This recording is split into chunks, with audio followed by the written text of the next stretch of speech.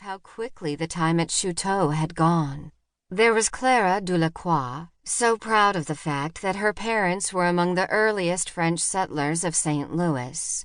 Philip Kennard, who told jokes every day and never seemed to care that his own lineage was far more illustrious than Clara's. And Everett. Carrie's eyes glanced past Everett, but not before he had caught her eye and winked. Poor Everett.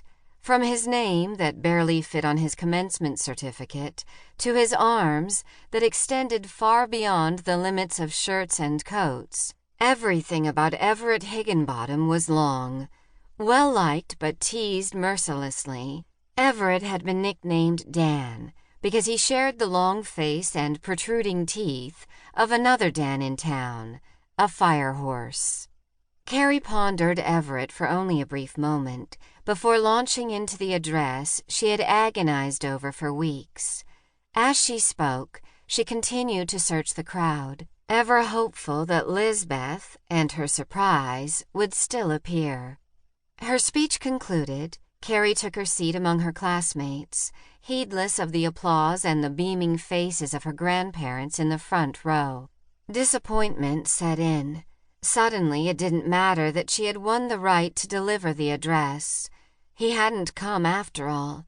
She was so certain that he would be there. She had dreamed of it for weeks. As soon as Lizbeth's letter had been read promising a surprise guest, Carrie had believed it, imagined it, become breathless at the thought of it. Now, as she sat primly on her chair and fumed, Everett leaned forward, shyly touching her shoulder, murmuring congratulations. Carrie flushed with emotion at Everett's attentions. Everett Higginbottom, indeed! For weeks she had been planning this moment, when he would come in, Lizbeth on his arm. He would probably be dressed in a suit by now, but that wouldn't matter. He would watch only her through the entire commencement, and when it was over, he would be there, smiling, coming back into her life, instantly amazed at how grown up she was and how beautiful she had become.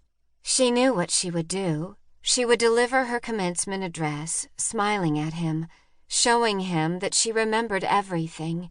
She would introduce him to Everett and to snobbish Clara Delacroix, and then they would be amazed, a little afraid, and speechless, as their classmate, little Carrie Brown, took her rightful place beside the truly beautiful Lakota man named Soaring Eagle. But the speech was over, and only Everett was present to admire her. Sighing again, Carrie resigned herself to the absence of Soaring Eagle. She mechanically walked forward to accept her diploma. As soon as the ceremony was over, she found her grandparents accepting congratulations and Everett's request that she ride in his buggy back to her grandparents' house, where the entire class had been invited for a reception. Everett drove slowly up Chouteau Avenue, wondering about Carrie's unusual quiet. She was unresponsive when he poetically commented on the way spring had assaulted the river town of St. Louis.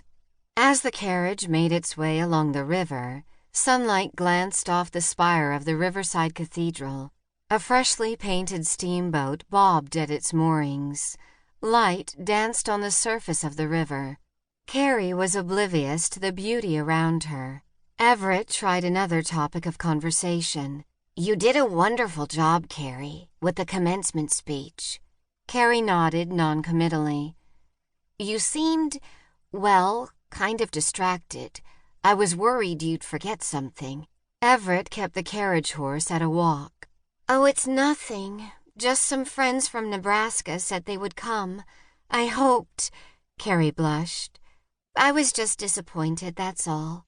At last, Carrie pushed aside her dark mood.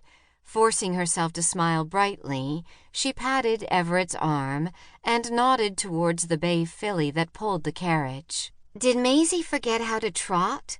Or is there some reason we're supposed to arrive last at my commencement reception?" Ever hopeful that a surprise encounter still lay in her future, Carrie raised one eyebrow and eyed Everett. Everett grinned back. "I'm just enjoying having you here."